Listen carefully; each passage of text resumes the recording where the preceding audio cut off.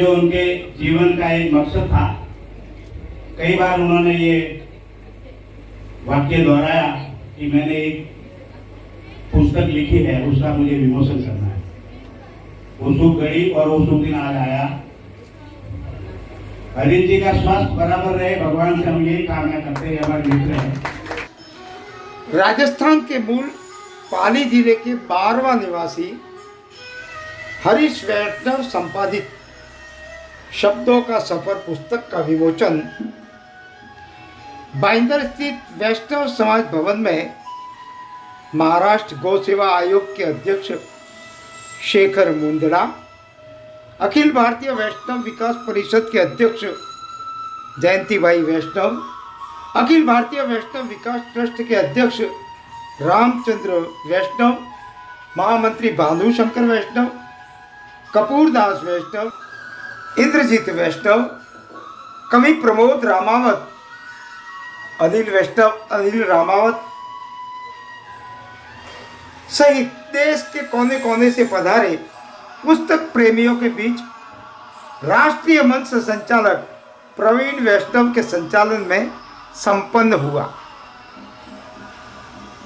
शब्दों का सफर नामक पुस्तक में हरीश वैष्णव ने धर्म, आध्यात्मिक, संस्कृति, सामाजिक, राष्ट्र व राजनीति, चिंतन मनन, गौ माता का महत्व तथा गीत गजल व रचनाओं का बखूबी समावेश किया है। पुस्तक में अपनी धर्मपत्नी स्वर्गीय पंकुला देवी की याद में लिखी पंक्तियां कि जीवन की दौड़ में मैं पीछे रह गया, तुम आंखों से भी ओझल हो गई, मैं अनजाना सा धरती पर चलता रहा, तुम सितारों से भी आगे निकल गई। यह पंक्तियां काफी भावुक दिखी। लेखक हरीश वैष्णव की यदि हम बात करें तो हरीश वैष्णव 12वां ने अपने जीवन के प्रारंभिक काल में मुंबई से प्रकाशित नवभारत टाइम्स, जनसत्ता, महानगर और हिंदी सामना में छोटे मोटे लेख तथा जनमानस के मुद्दों को लेकर लेखन किया। कई प्रकार की क्लासेज की जिससे उनकी लेखनी में निखार आया। इसके अतिरिक्त मुक्ता, सरिता, कादंबरी और पुष्पांजलि जैसी ख्याति प्राप्त पत्रिकाओं में भी अपनी रचनाएं लिखी।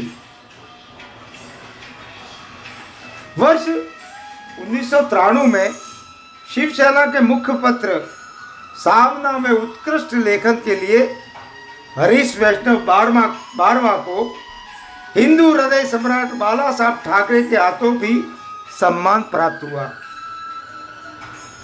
9 फरवरी हरीश वैष्णव के लिए काफ़ी महत्वपूर्ण दिवस है, क्योंकि 9 फरवरी वर्ष 2021 को उनकी धर्मपत्नी पंकुला देवी हमेशा हमेशा के लिए प्रकृति माँ की गोद में सो गई।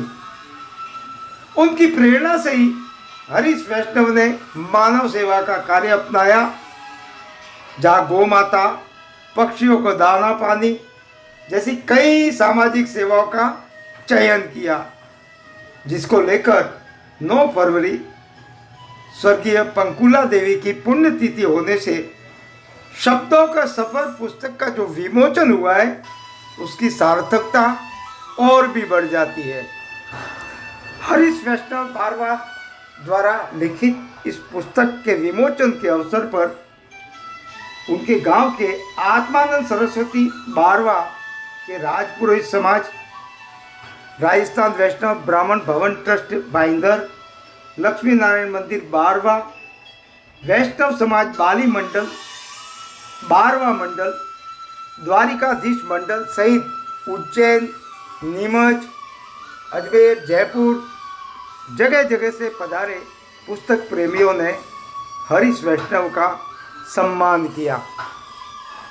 इस शब्दों का सफर पुस्तक की प्रासंगिकता क्या है, यदि हम इस विषय पर देखें तो हरीश वैष्णव के अनुसार सामाजिक व्यवस्था को सुचारू रूप से संचालित करने के लिए इस विषय की प्रासंगिकता मानी गई है और साथ ही उपरोक्त कथन को क्रियान्वित करके हम समाज को एकता के सूत्र में बांधकर उन्नति और विकास के पथ पर आगे बढ़ा सकते हैं, यह हरीश वैष्णव का मानना है।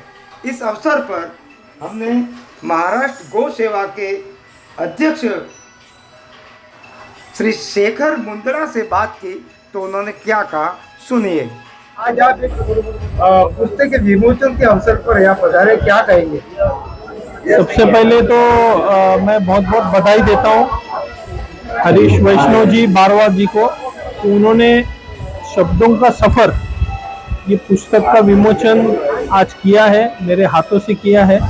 मैं उसको सौभाग्य मानता हूँ मेरा, क्योंकि आजकल डिजिटल युग में पुस्तकों का महत्व कम हो रहा है ऐसा लोग बोलते हैं, लेकिन मैं नहीं मानता हूँ उसको। अभी वापस लोग आ रहे हैं उस पे, पुस्तक तो पुस्तक होता है। और आपने देखा होगा कई गांव ऐसे बने पुस्तकों का गांव, तो वो दिशा में अभी सब प्रवास चल रहा है।